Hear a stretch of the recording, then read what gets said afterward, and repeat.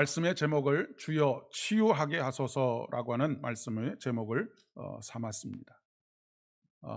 이 주제의 주제는 2023년 24년도 우리 대한예수교 장로회 총회의 전체 주제이기도 하고, 그 총회의 전체 주제에 발을 맞추어서 이 시대를 연구하고 이 시대에 꼭 필요한 말씀이 무엇이고 어떠한 목회적인 사명들을 감당해야 하는지를 함께 공유하는 차원에서 우리 교회의 2024년도에 말씀도 말씀의 주제도 주여 치유하게 하소서라고 그렇게 잡았습니다. 오늘 말씀은 시 한 편으로 말씀을 시작하려고 합니다. 도종환 시인의 흔들리면서 피는 꽃이라고 하는 시입니다. 흔들리지 않는 꽃이 어디 있으랴. 이 세상 그 어떤 아름다운 꽃들도 다 흔들리면서 피었나니, 흔들리면서 줄기를 곧게 세웠나니, 흔들리지 않고 가는 사랑이 어디 있으랴. 젖지 않고 피는 꽃이 어디 있으랴. 이 세상 그 어떤 빛나는 꽃들도 다 젖으며 피었나니, 바람과 비에 젖으며 꽃잎 따뜻하게 피웠나니, 젖지 않고 가는 삶이 어디 있으랴라고 하는 시입니다. 이 시는 우리의 삶과 뗄래야 뗄 수 없는 좌절과 희망에 대한 이야기를 담고 있습니다. 시인은 자신의 문학은 좌절로부터 시작이 되었다라고 그렇게 이야기를 합니다. 원하던 학교를 들어가지 못하는 것으로부터 시작된 좌절의 시간들이 청년 시절의 좌절과, 그리고 암울했던 시대의 좌절로부터 자신의 문학이 시작이 되었다라고 그렇게 고백하고 있습니다. 그러나 그 좌절이 좌절로 끝나지 않았음을 그는 그 시를 통해서 우리에게 이야기해 주고 있습니다. 흔들리면서 피는 시, 젖으면서 피는 시, 바람과 비에 젖으면서 그렇게 삶이 연그러가고 아름답게 꽃이 피어져 가는 그런 인생에 대한 희망을 이야기하고 있습니다. 자신이 경험했던 좌절이 새로운 삶에 대한 원동력이 되었다라고 하는 것을 이야기하고 있습니다. 그러나 모든 사람들에게 좌절의 경험이 새로운 꽃을 피우는 원동력이 되지는 않습니다. 거의 대부분의 경우에는 좌절이 좌절로 끝나버리는 경우들이 대부분입니다. 많은 사람들이 일평생 동안 부모 탓을 하고 환경 탓을 하고 여러 가지 탓을 하면서 살아가는 사람들이 얼마나 많이 있는지 모르겠습니다. 여러분이 잘 아시는 것처럼 인간은 태어나면서부터 좌절을 학습합니다. 그리고 그 좌절의 상처들이 우리 안에 켜켜이 쌓여가게 되지요. 순간마다 고비마다 그 좌절의 상처들이 쌓여갑니다. 그렇기 때문에 우리가 안고 살아가는 이 상처들은 그렇게 간단하게 치유되거나 회복될 수 있는 것들이 아닙니다. 지금 당장에 겉으로 드러나는 상처를 치유한다고 해서 그 상처들이 완전히 낫는 것이 아니라고 하는 말씀입니다. 어찌 보면 보여지는 상처는 빙산의 일각에 불과할 수 있습니다. 아주 작은 부분만 보여지고 그 밑에 거대한 빙하가 숨겨져 있는 경우들이 거의 대부분입니다. 한 사람의 상처는 한 사람의 상처가 아니라 많은 관계들로 얽혀져 있습니다. 그렇기 때문에 나 혼자 해결할 수 있는 문제가 아니라고 하는 것입니다. 이 상처의 가장 기초적인 관계는 가족입니다.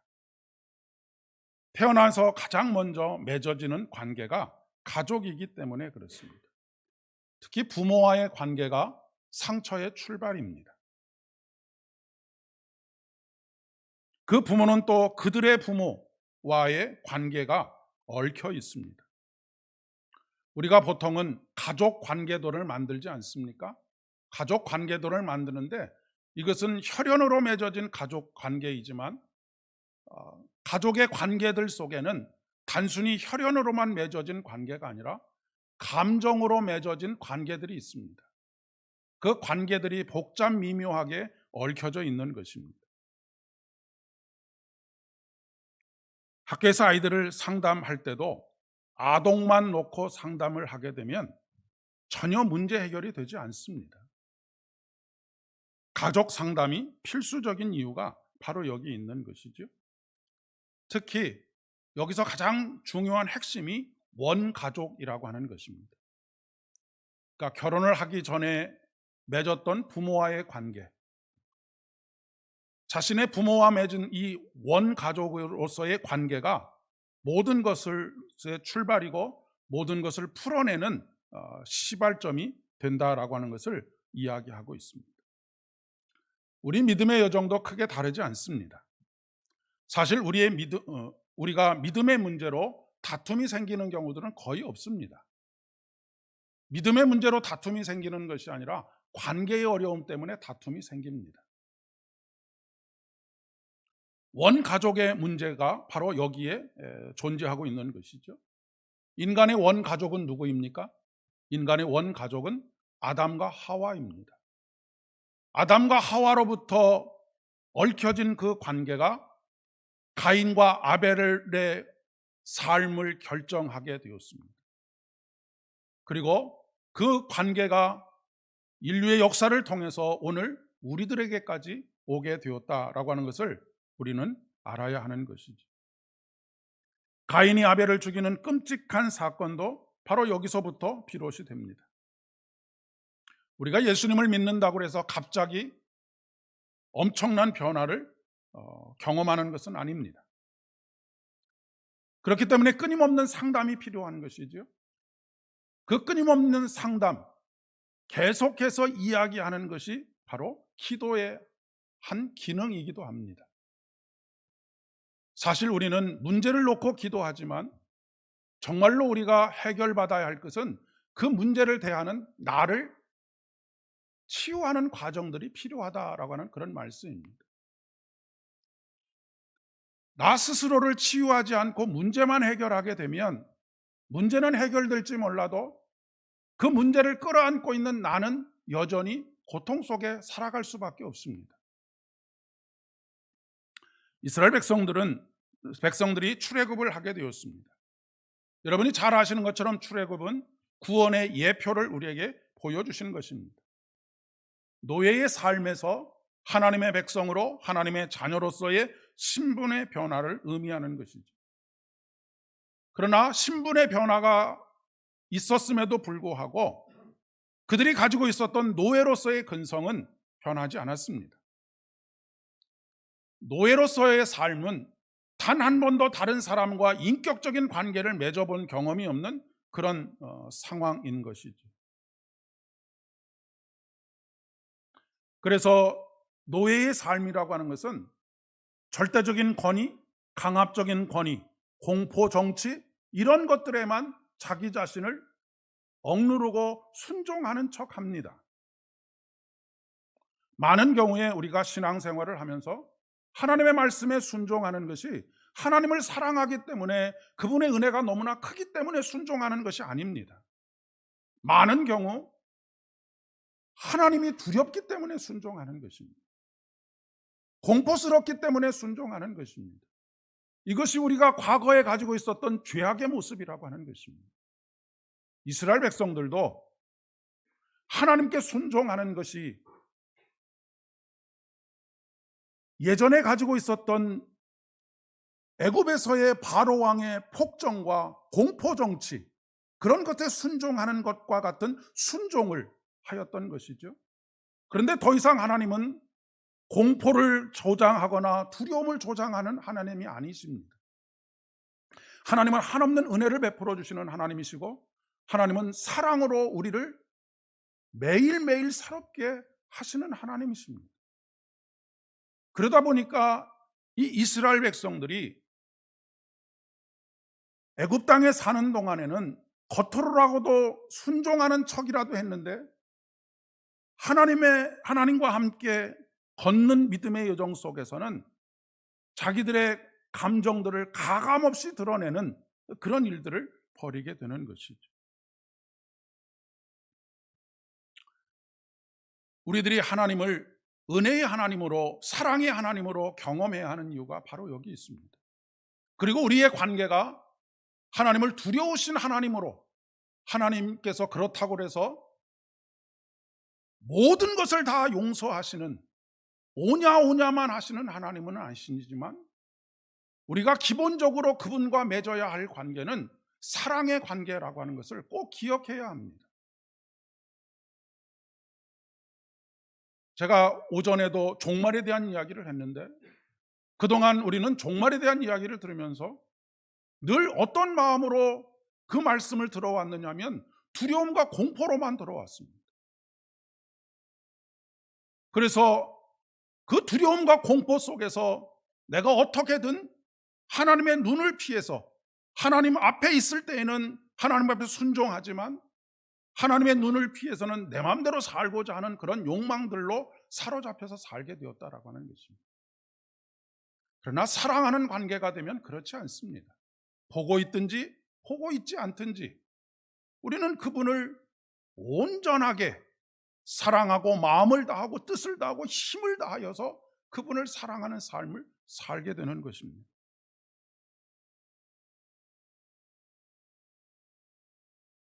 그러나 이스라엘 백성들은 여전히 아직 하나님이 어떤 분이신지를 잘 알지 못했습니다. 지금 오늘 이 사건은 출애굽 초기의 사건입니다. 출애굽을 한 이후에 수르 광야, 이 수르 광야를 사흘 길을 걸어서 수르 광야에 도달했습니다. 이제 첫걸음을 내딛고 있는 그런 상황인 것이죠.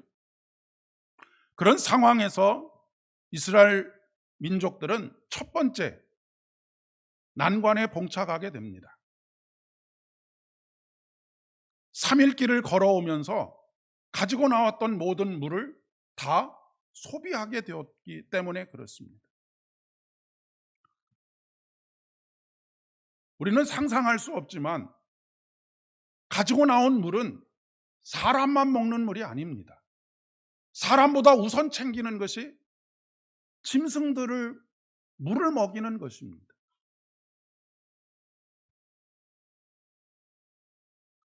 이스라엘 민족의 가장 큰 애로사항이 바로 이 물과 관련된 문제였었습니다. 사실 우리에게는 그렇게 심각하게 다가오지를 않지요. 우리는 어디를 파도 물이 나오지 않습니까? 게다가 또 우리 김포 지역은 아무리 가물어도 그 가뭄과 별 큰 상관이 없이 농사도 지을 수 있는 그런 땅에서 살고 있기 때문에 이것이 얼마나 심각한 문제인지를 잘 알지 못합니다. 그러나 여러분, 이스라엘 민족의 40년의 광야의 여정은 물과의 싸움이었습니다. 출애굽을 한 백성들이 본격적으로 광야 생활을 시작하게 되었던 것이죠. 사흘 동안 물을 찾지 못하게 됐으니까 그들의 멘탈이 완전히 무너지게 된 상황입니다. 말 그대로 아수라장이 되고 마는 것입니다.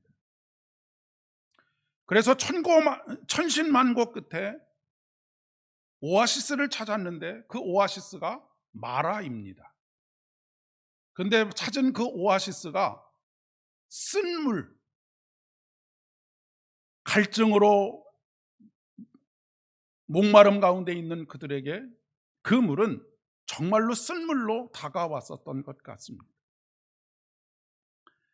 이 마라의 물이 쓴 이유는 홍해의 가장 위쪽에 오른편에 이 마라라고 하는 지역이 속해 있는데, 이 마라라고 하는 지역은 홍해보다 낮은 지역에 있기 때문에 이 홍해의 바닷물이 스며들어서 지표면에 있는 물들이 바닷물의 짠물, 쓴물이 되었기 때문에 그렇다라고 성서학자들이 이야기를 합니다. 백성들이 모세에게 원망과 불평을 쏟아내고 있죠. 늘 하던 대로 하는 것입니다. 왜 우리를 이곳으로 데리고 나와서 우리를 죽게 하느냐라고 그렇게 불만을 토로하고 있죠. 어쩌면 당연한 일입니다. 여러분, 아이가 배고프면 크게 울지 않습니까? 그것과 마찬가지로 이스라엘 백성들이 물이 부족하고 물이 갈아요. 어떻게 보면 모세에게 원망하는 것이 자연스러운 일인 것 같습니다. 그런데 여기서 한 가지 의문점이 생깁니다. 하나님께서는 왜 미리 짠물이 아닌 민물, 마실 수 있는 물을 준비하지 않으셨을까? 하나님이 능력의 하나님이시라고 한다면 이스라엘 백성들이 오기 전에 짠물을 민물로, 먹을 수 있는 물로 만들어 놓지 않으신 이유는 무엇일까라고 하는 의문이 생깁니다. 하나님께는 그런 능력이 없으실까요? 그런데 27절의 말씀에 보면 마라에서 떠나 엘림에 이르게 하셨다라고 그렇게 기록하고 있습니다. 그곳에는 물샘 12이 있고 종려나무 70그루가 있느니라 라고 기록하고 있습니다. 여러분, 마라와 엘림은 채 하루길이 되지 않는 가까운 장소입니다. 우리는 그냥 성경에서 이스라엘 백성들이 이런 놀라운 기적을 경험했구나 라고 하는 것을 것만을 생각하기 쉽지만, 여러분, 하나님께서 마라로 인도하실 수 있는 하나님께서 왜 엘림으로 인도하지 않으셨을까? 마라로 인도하신 데에는 하나님께서 마라를 통하여서, 마라의 쓴물을 통하여서 우리에게 하고 싶으신 말씀이 있으셨다라고 하는 것을 이야기해 주고 있는 것입니다. 성경의 모든 기적들은 기적 그 자체를 드러내는 것에 관심을 가지고 있는 것이 아니라 그 기적을 통해서 말씀하시고자 하시는 것을 말씀하시는 것입니다. 이것을 기적이 아니라 표적이라고 이야기를 합니다.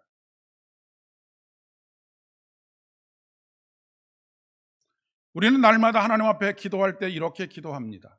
하나님, 내가 이런 문제를 가지고 있습니다. 나에게 기적 같은 일을 벌여주십시오. 나에게 기적을 보여주십시오 라고 그렇게 기도합니다. 하지만 하나님께서는 우리에게 보여주시기를 원하시는 것은 기적이 아니라고 하는 것입니다. 그 기적을 행하시는 하나님을 경험하도록 하시기 위함이기 때문에 그렇습니다. 오늘 25절 하반절 이하의 말씀에 보니까 거기서 여호와께서 그들을 위하여 법도와 율례를 정하시고 그들을 시험하실세 이르시되 너희가 너희의 하나님 나 여호와의 말을 들어 순종하고 내가 보기에 의를 행하며 내 계명에 귀를 기울이며 내 모든 규례를 지키면 내가 애굽 사람에게 내린 모든 질병 중 하나도 너희에게 내리지 아니하리니 나는 너희를 치료하는 여호와임이니라 라고 말씀하고 계십니다. 하나님께서 이스라엘 백성들을 하루길도 차이가 나지 않는 엘림으로 인도하지 않으시고 마라로 인도하셔서 쓴물을 경험하게 하시는 이유는 이 테스트를 통하여서 하나님이 누구이신지를, 그리고 그 하나님께서 세우신 그들과 맺으신 언약을 잘 순종하는지 여부를 통하여서 애굽 사람에게 내린 모든 질병 중 하나도 그들에게 내리지 않으시겠다라고 하는 약속을 이행하시겠다라고 하는 언약의 갱신을 말씀하고 있는 것입니다. 이미 하나님께서는 이스라엘 백성들을 시내 산에서 만나시고 그들에게 언약을 맺으셨지요. 그리고 여러 고비들마다, 여러 순간들마다, 매듭이 필요할 때마다 언약의 갱신들을 해 오셨다라고 하는 말씀입니다. 오늘 이 시간이 바로 그러한 시간이다라고 그렇게 믿습니다. 올 한 해도 우리에게는 비단길만이 준비되어 있지는 않을 것입니다.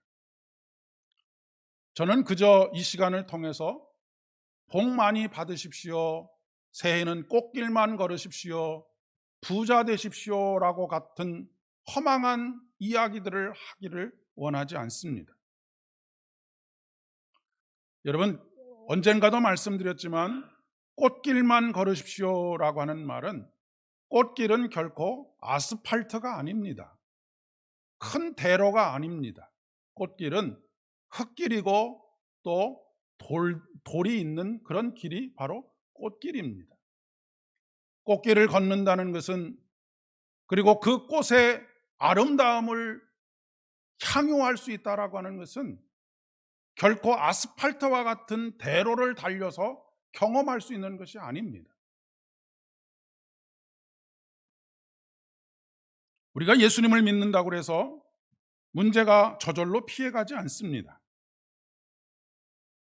하나님께서 우리에게 문제를 피할 수 있도록 하지 않으시는 이유는, 우리가 그 문제를 직면했을 때 하나님의 말씀대로 순종하여 그 문제를 대하는지, 그렇지 않고 하나님의 말씀과는 다른 자신의 생각과 자신의 계획으로 그 문제를 처리해 가는지를 시험해 보시려고 한다는 말씀입니다. 그리고 그 말씀에 순종하는 삶을 살게 될 때 치료하는 여호와라고 하는 것은 문제를 해결하시고 쓴물을 단물로 바꿔가시는 하나님의 은혜를 경험하도록 만드신다라고 하는 것을 이야기하고 있습니다. 우리가 우리의 삶에 대해서, 우리의 삶에 직면하는 문제들에 대해서 불평과 불만을 쏟아내고 원망을 하는 한다라고 하는 것은 무엇을 뜻하는 것입니까? 나는 그것을 받아들일 수 없다라고 하는 것입니다. 그러나 여러분, 그것을 받아들이지 못하면 그것을 통해서 하나님께서 우리에게 순종하시는지, 하나님의 말씀대로 순종하는지 여부를 판단할 수가 없게 되지 않겠습니까? 우리 인생에서 경험하는 쓴물은 우리가 하나님을 대면하여 만날 기회를 만들어 줍니다. 모세처럼 기도함으로 치료하시는 하나님을 경험할 수 있는 것이죠. 2024년 한 해도 여러 가지 삶의 문제들에 직면하게 될 것입니다. 이 삶의 문제들에 직면했을 때 이 삶의 문제들을 축복의 기회로 삼으시는 저와 여러분 되실 수 있기를 진심으로 축복합니다. 그렇게 되면 우리의 인생의 모든 문제들은 우리 인생을 걸려 넘어지도록 하는 걸림돌이 아니라 우리 인생의 한 단계 도약하도록 만드는 디딤돌이 될 것입니다. 올 한 해 여러분의 삶의 절박한 문제들이 하나님 앞에 나와 무릎 꿇고 겸손하게 기도하는 기회가 되어질 수 있기를 축복합니다.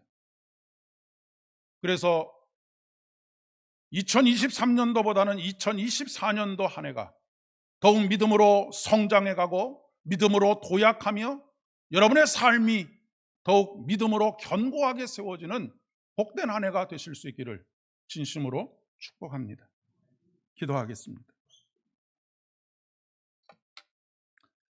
아버지 하나님, 은혜를 진심으로 감사드립니다. 우리에게 귀한 은혜 날마다 베풀어 주시고 삶의 순간순간들마다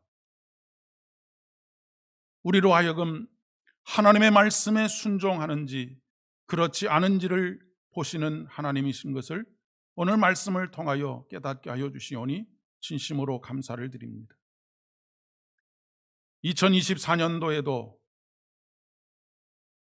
숱한 삶의 어려움들도 있고 문제들도 있겠지만 그 문제들 앞에서 그것을 받아들이지 못하여 불평하며 불만을 토로하며 원망하는 입술이 아니라 모세처럼 하나님 앞에 기도하는 입술 되게 하여 주시옵고 그로 말미암아서 우리의 인생의 걸림돌들이 디딤돌이 되어지는 귀한 은혜 허락하여 주시옵소서.